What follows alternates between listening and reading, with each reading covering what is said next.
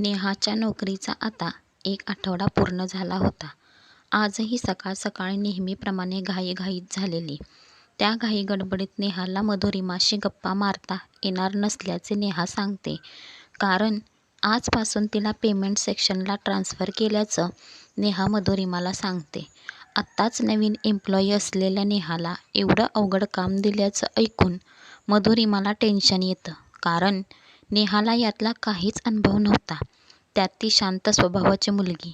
कोणीही तिच्यावर पैशाच्या चोरीचा ही आरोप टाकू शकते. या विचाराने ती नेहाचा बॉस असलेल्या तिच्या फ्रेंडला भेटून नेहाचं काम बदलण्याचं ठरवते. पण तिचा बॉस 3 आठवड्यासाठी परदेशी गेल्याचं ती मधुरिमाला सांगते. त्यामुळे 3 आठवडे तरी नेहाला तिथंच ॲडजस्ट करण्याचं मधुरिमा सांगते. चांगल्या मदत करणाऱ्या मैत्रिणी बनव सांगते आणि सुदैवाने नेहाला अनिता आणि सोनिया नावाच्या मैत्रिणी भेटतात सुद्धा. आता ह्या मैत्रिणी नेहाला मदत करतात की आणखी काही तिच्यासाठी संकट घेऊन येतात ते बघूया पुढच्या भागात.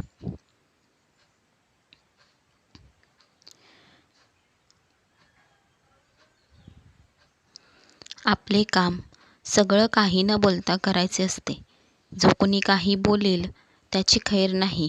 कारण जगदीश सेठ त्याच्या विरोधी बोलणारा एम्प्लॉई पुन्हा पुन्हा इथे त्याच्या नजरेसमोर दिसणार नाही अशी कायमची व्यवस्था करतो.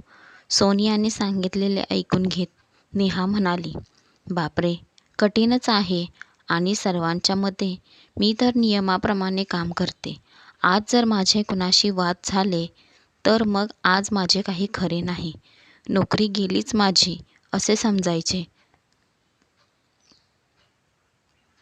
तसे नाही नेहा, इतकी पण घाबरून जाऊ नकोस.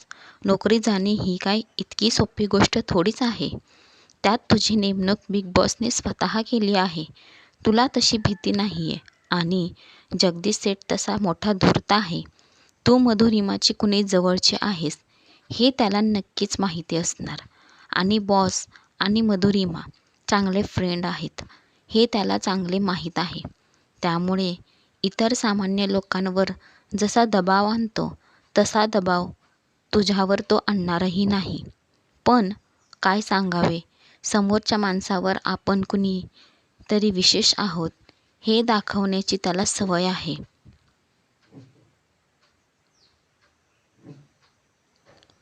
आपल्या हातात खूप पावर असल्यामुळे आपण कुणाचेही काहीही करू शकतो ही भीती दाखवतो. त्यामुळे याच्या नादी लागून नसता मनस्ताप कोण वाढवणार. त्यापेक्षा आज आलेली ही बला निघून जावी म्हणून सगळे त्याला घाबरल्यासारखे दाखवतात.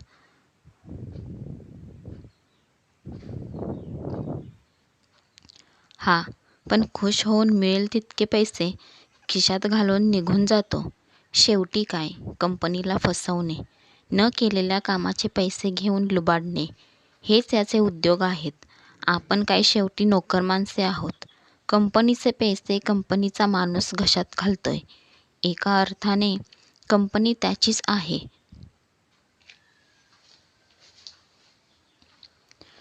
मग आपण कशाला उगीच त्याला खेटा. कधीतरी येतो ना, आलेली पिढा हकलून द्यायची आणि मोकळे व्हायचे. सोनियाने सांगितलेले ऐकून घेत नेहा म्हणाली, हे सगळं ठीक आहे. पण तो जी कामे करवून घेतो, पेमेंट घेतो, वर करणी तरी ती बरोबर आहेत, चुकीची नाहीत याची तरी काळजी घेतो की नाही.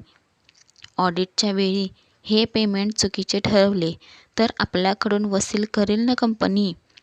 सोनिया म्हणाली, नेहा, या गोष्टी तर खूप पुढच्या झाल्या. आता आज तो येईल, कॅबिनमध्ये बसेल, तुझ्यासमोर त्याचा पीए येऊन बसेल. कधी कुणी इतर माणसे येतील आणि समोर बिलं ठेवून म्हणतील,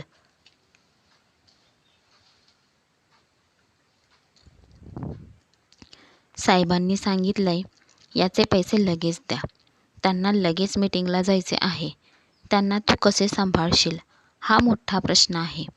नेहा म्हणाली, सोनिया, तुला यापूर्वी आलेल्या अनुभवामुळे तू हे सगळं सांगितले आहे. त्याचा मला उपयोगच होईल.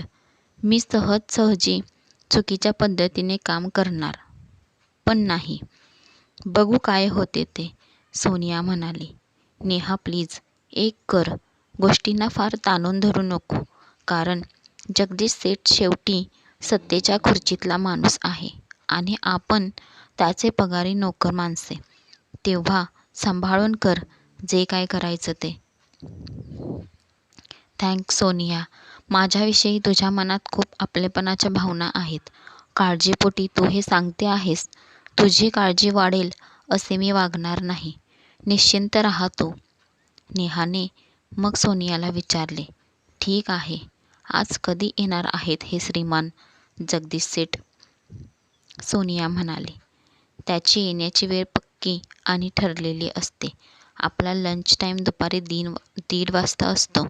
हा बरोबर 12:30 वाजता येईल. ऑफिशियल व्हिजिट म्हणून सांगेन सगळ्यांना. मग काय, सगळा स्टाफ हात जोडून पुढे उभा राहणार. एकेकाला केबिनमध्ये बोलवून घेणार.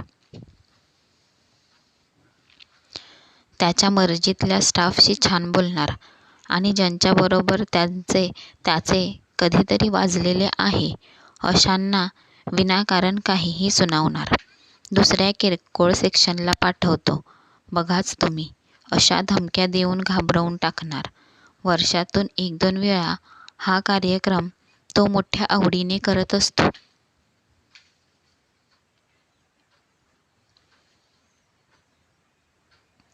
हे सगळं ऐकून घेत नेहा म्हणाली. खूप वेळ आहे अजून. येऊ तर दे त्यावेळी बघू प्रत्यक्ष. त्यावेळी काय नि कसे होते ते. ऑफिस हॉल, जो तो आपल्या टेबलावरच्या कम्प्युटरमध्ये डोके खुपसून बसलेला. समोर आलेल्याचे काम झाले की तो माणूस लगेच निघून जाणार. सकाळी ऑफिस सुरू झाले की पहिला 1-1.5 तास खूप घाई गडबडीचा. प्रत्येकासमोर कोणीतरी काम घेऊन आलेला. एकदा हा लोड कमी झाला की मग हॉलमध्ये काही आवाज नाही की मोठ्याने बोलणे नाही. एकूण परीक्षा हॉल वाटावा असेच वातावरण असते. लंच टाईम कधी होतो घड्याळाकडे पाहत काम करत बसायचे. आज पण असेच वातावरण आणि अचानक सगळेजण अलर्ट झाले असे नेहाला दिसले. सिक्युरिटीने आत येऊन मोठ्या आवाजात सगळ्यांना सांगितले.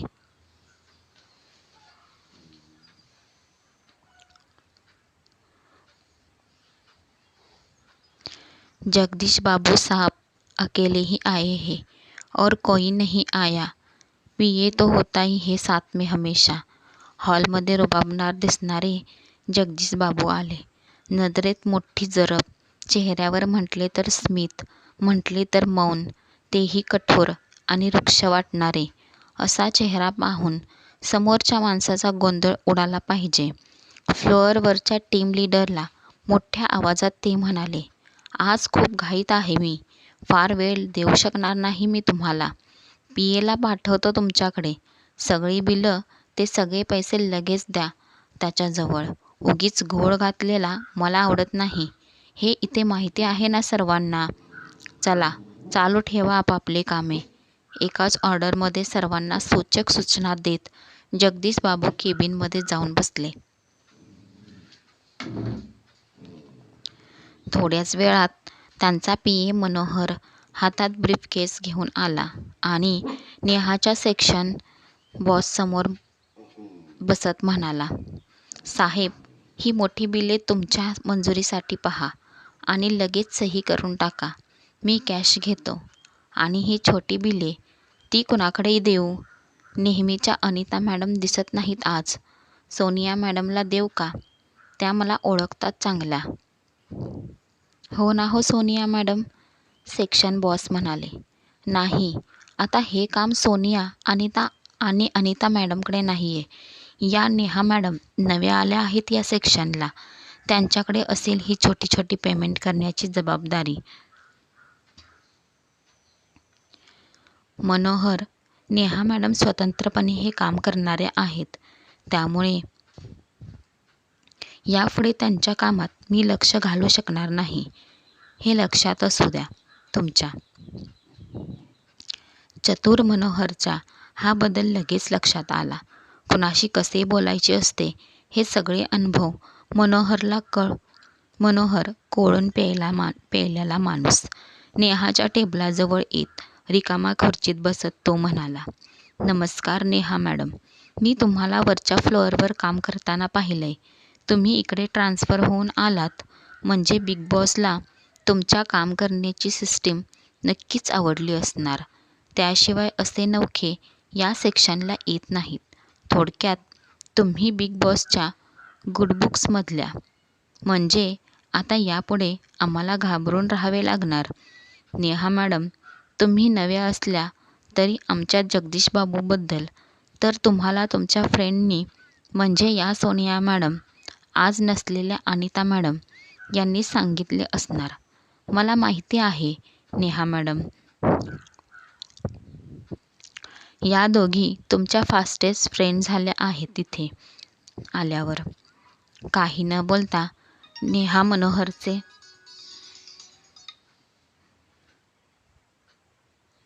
बोलणे ऐकत राहिली. मनोहरच्या सफाईदार बोलण्याचे तिला मनातून कौतुकच वाटत होते. त्याच्यातील हजरजबाबीपणा म्हणजे तो त्याच्या जगदीश बाबूंची किती लॉयल आहे हेच दाखवणारा आहे.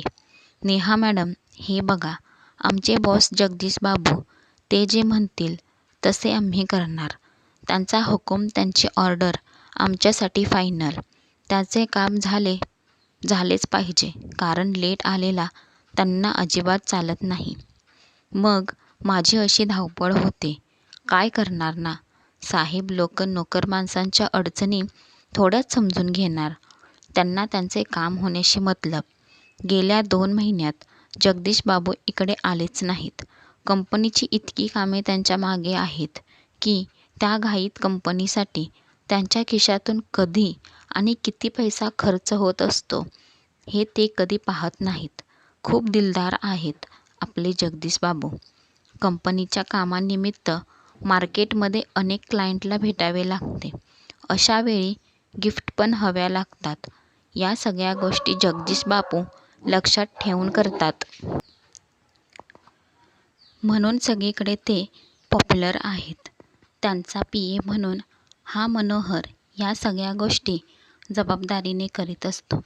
असे नाही केले तर जगदीश बाबू इतके संतापून जातात की त्यांच्या वाऱ्याला मी पण उभा राहत नाही.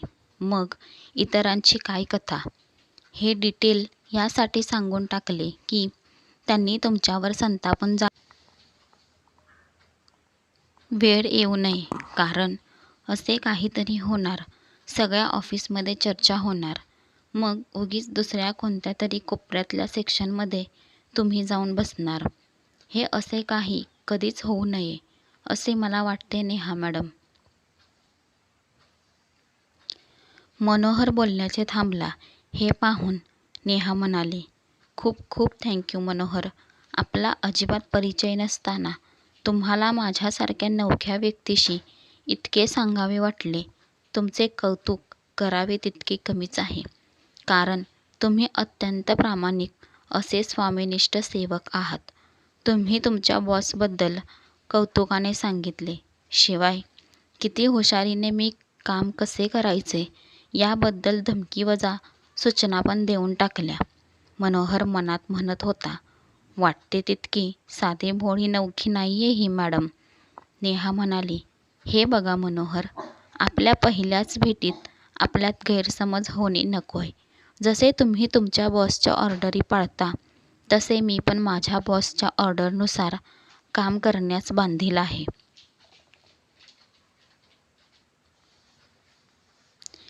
हे इतके सहजपणे कसे विसरून जाताय तुम्ही? असो, तुम्ही ज्या कामासाठी आलात ते करून टाका. तुमचे काम न करता मी लंचला निघून गेले तर पुन्हा काम होण्यास उशीर लागेल. मला ते आवडणार नाही. जगदीश बाबू, तुमचे बॉस जसे आहेत तसे आमच्यासाठी सुद्धा ते बॉसच असल्यासारखे आहेत. नेहाचे हे बोलणे ऐकून मनोहर इतका खुश झाला की बस, वा क्या बात कही नेहा मॅडम. नव्या एम्प्लॉईमध्ये तुमच्या इतकी समजदारी मी याआधी कुणातच पाहिली नव्हती. मी तुमची तारीफ जगदीश बाबूंच्या जवळ नक्की करीन. राहू द्या मनोहर, घाईने माझ्यासाठी असे काही करू नका. काय सांगावे, माझ्याबद्दलचे तुमचे मत बदलले तर मोठी मुश्कील होईल. असो, दाखवा तुम्ही काय काय आणले आहे ते. मनोहरने नेहाच्या समोर एक टाईप केलेल्या 10-15 लिस्ट ठेवत म्हटले. यात डेटवाईज कंपनीच्या कामासाठी जगदीश बाबूंनी केलेल्या खर्चाचे डिटेल्स आहेत. Petrol bills, hotel bills, gift centre bills, मिठाई दुकान बिल्स, स्टेशनरी बिल्स अशा वेगवेगळ्या याद्या आहेत. लक्षात ठेवून करायचे काम बरं का. खूप डोकेफोड होते मॅडम, पण PA म्हणून जबाबदारी टाकून मोकळे होतात साहेब लोक. नेहाने सगळ्या लिस्ट आणि त्यासोबत लावलेली बिलं, त्यांच्या तारखा आणि आकडे पाहून घेतले आणि म्हणाली, मनोहर, क्या बात है. एकदम अचूक आणि बिनचूक आहे तुमच्या कामाची पद्धत. अहो नेहा मॅडम, जगदीश बाबूंचा विश्वासू माणूस उगाच झालो का मी? नेहा म्हणाली, अगोदर माझे पूर्ण ऐकून तर घ्या, मग बोला तुम्ही मिस्टर PA मनोहर. आता फक्त एक काम राहून गेलंय. मला वाटते घाईत तुम्ही विसरला असाल म्हणून राहून गेलंय. नाहीतर तुमच्या हातून असे काही होऊ शकते असे मला तरी वाटत नाहीये. कारण इतका वेळ तुमच्याशी बोलून झाल्यावर तुमच्या कामाचा अंदाज थोडाफार तरी येऊच शकतो ना मला.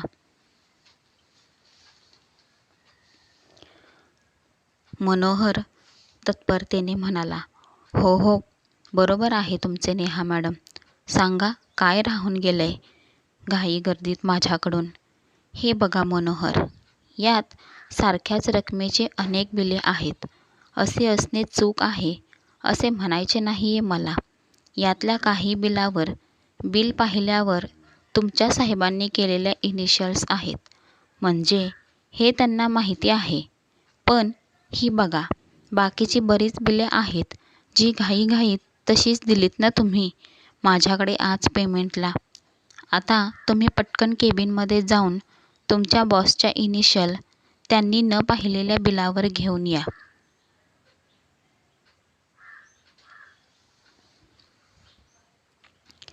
नेहाच्या या बोलण्यावर मनोहरला काहीच बोलता येईना. हो म्हणावे तरी पंचाईत, नाही म्हटले तर पंचाईत. नेहा म्हणाली, थांबा मनोहर, मीच येते तुमच्या मदतीला. आपण दोघे मिळून जगदीश बाबूंनी त्यांनी न पाहिलेली ही सगळी बिले दाखवू आणि त्यांच्या सह्या घेऊ. वाटल्यास सह्यांच्या बिलाचे पैसे आणि बिनसहीच्या बिलाचे पैसे दोन्ही घेऊन केबिनमध्ये उभी राहते. मग मी सांगते तुमच्या बॉसला, सर, अहो हे जास्तीचे पैसे द्यायचे राहिलेत या बिलाचे, ज्यावर तुम्ही सही करायचे विसरलात.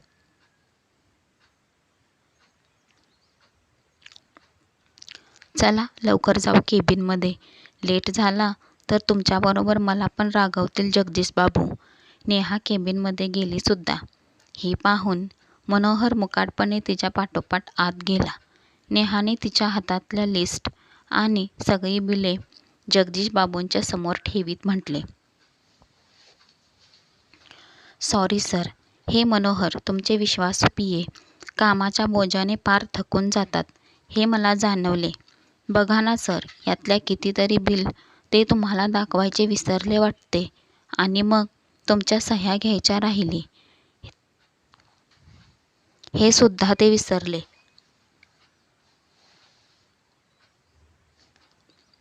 मला वाटते सगळी बिले किती असतात हे सांगण्याचे मनोहर असेच विसरून जात असावेत.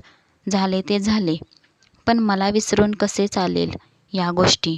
नीट पाहिले नसते म्हणून तुम्हीच मला म्हणाले असते नंतर, फुकटचा पगार घेण्यापेक्षा लक्षपूर्वक कामे करीत जा. सर, तुम्ही पटकन करता का यावर सह्या प्लीज. हे बघा, मी पेमेंट पण घेऊन आले आहे. यांनी मला कितीदा तरी सांगितले की तुम्हाला लेट झालेला आवडत नाही.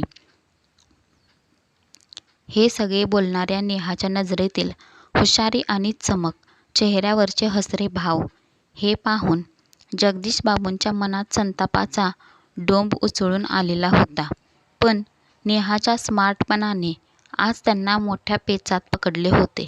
काही न बोलता त्यांनी जळजळीत नजरेने समोर उभ्या असलेल्या मनोहरकडे पाहिले आणि काही न बोलता नेहाने समोर ठेवलेल्या बिलांवर सह्या करून टाकल्या. नेहाने टेबलावर कॅश ठेवीत म्हटले, "sir, thank you so much. येऊ मी? Good day." नेहा केबिनच्या बाहेर येऊन आपल्या सेक्शनला येऊन बसली. ती बाहेर गेलेली पाहून जगदीश बाबू म्हणाले, "मनोहर, तुला मी कितीदा म्हणालो, जादा हाव बरी नाही. मला वाटायचे थोडक्यात समाधान होत असेल तुझे, पण तसे नाही. तू तर माझ्या हातात आवळा देतोस आणि स्वतः मात्र खिसे भरतोय. तुझ्या अशा स्वभावाने तू तुझ्याच पायावर धोंडा पाडून घेतलास आज. बघ, ज्या मुलीला तू नवखी समजलास ती किती हुशार निघाली. हसत खेळत बोलून वर पुन्हा आपल्याच गळ्यात आपले तंगडे अडकवले तिने. आणि आपण एक शब्द बोलू शकलो नाही. याला म्हणतात जालीम इलाज." हात जोडीत मनोहर म्हणाला, "बॉस, आज पहिल्यांदा या मनोहरची कुणी बोलती बंद केली. उद्या करायचे का या अतिहुशार पोरीची बदली? आपल्याला नाही परवडणार या नेहाबाई इथे असणे." जगदीश बाबू म्हणाले, "मनोहर, बिग बॉसने तिची स्पेशल पोस्टिंग केली आहे. त्यात मला त्यांच्या माघारी काही करणे म्हणजे अजून आपले पाय खोल्यात जाण्यासारखे आहे." हे ऐकून मनोहर म्हणाला, "पण साहेब, एक भीती आहे की ही पोरगी तिचा हा पराक्रम नक्कीच सगळ्यांना सांगत सुटेल.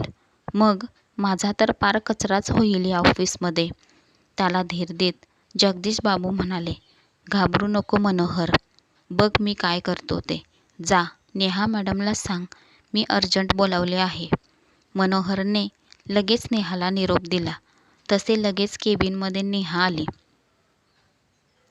जगदीश बाबू म्हणाले, "सॉरी नेहा मॅडम, मनोहरच्या चुकीमुळे त्याच्याबद्दल तुमचा गैरसमज झाला असणार, हे मला माहिती आहे. यापुढे असे काही होणार नाही. माझ्या सहीशिवाय तुम्ही कुठलेच पेमेंट करू नका. आणि एक रिक्वेस्ट, तुम्ही मनोहरला अद्दल घडवली हे बाहेर कुणाला सांगू नका. असे जर मला जाणवले तर मग मात्र तुम्हाला त्रास होईल. बघा, थंड डोक्याने विचार करा आणि केबिनमधून बाहेर पडल्यावर आज जे घडले ते विसरून जा. यातच तुमचे कल्याण असेल आणि यापुढे तुमच्यावर नेहमी माझे विशेष लक्ष असेल. या तुम्ही. आता लंच करा सावकाश. बाय." जगदीश बाबूंच्या केबिनमधून हसऱ्या चेहऱ्याने बाहेर पडणाऱ्या नेहाकडे सगळा स्टाफ आश्चर्याने पाहत होता. कारण यापूर्वी जगदीश बाबूंच्या केबिनमधून बाहेर पडणारा एखादा नवखा हिरमुसला रडवेल्या चेहऱ्याने बाहेर पडलेला सर्वांनी पाहिला होता.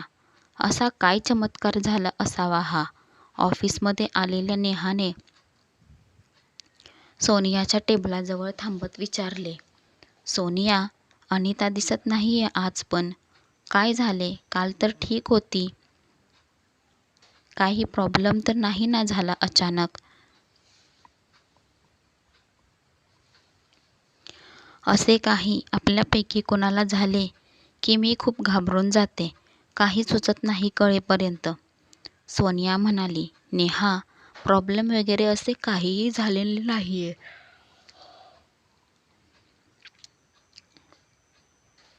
आणि काही सिरियस वगैरे असे तर बिलकुलच नाही. तू एक्साईट होऊ नकोस एकदम. आता मी काही सांगणार आहे ते फक्त आपल्यातच असणारी गोष्ट आहे. कुठेही कुणाजवळ बोलायची नाहीस असे प्रॉमिस कर तरच सांगेन तुला. जर मला कळाले की तू आपल्यातल्या गोष्टी बोलण्याच्या नादात सहजपणे चारचौघात शेअर करतेस तर त्या दिवसापासून आपली मैत्री आहे तिथेच संपेल. त्यानंतर आमच्या लिस्टमधून नेहा हे नाव कायमचे डिलीट होऊन जाईल. हे लक्षात असू दे."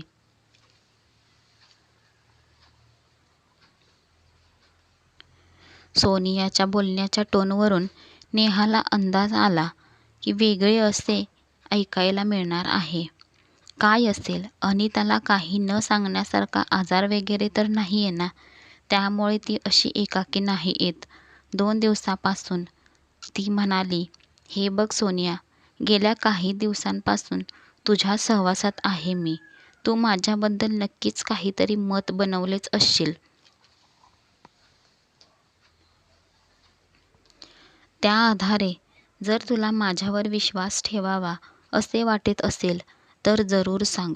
आणि मी तुला विश्वासू वाटत नसेन अजून तर नको सांगू. मला राग वगैरे नाही येणार.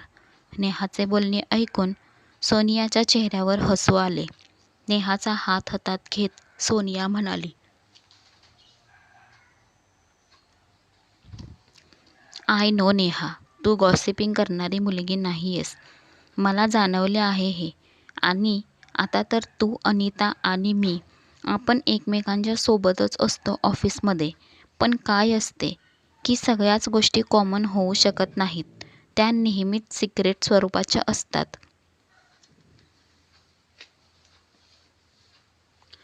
अनिताची ही गोष्ट अशीच आहे. Very very personal. अनिताने की नाही आता जी सुट्टी घेतली आहे ना, ती सुट्टी एन्जॉय करणार आहे. अनिताचा जिवलग मित्र रोहन आलाय तिला भेटण्यासाठी. म्हणून बाईसाहेबांनी शनिवार रविवार जोडून 2 दिवस सुट्टी घेतली आहे. अनिता मॅडम आता थेट सोमवारीच उगवणार ऑफिसमध्ये.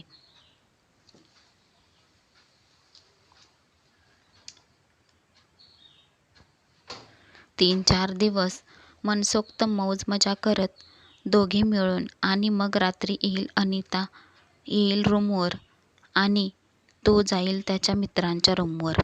अनिताबद्दलची ही माहिती नेहासाठी नवीन आणि धक्कादायक होती.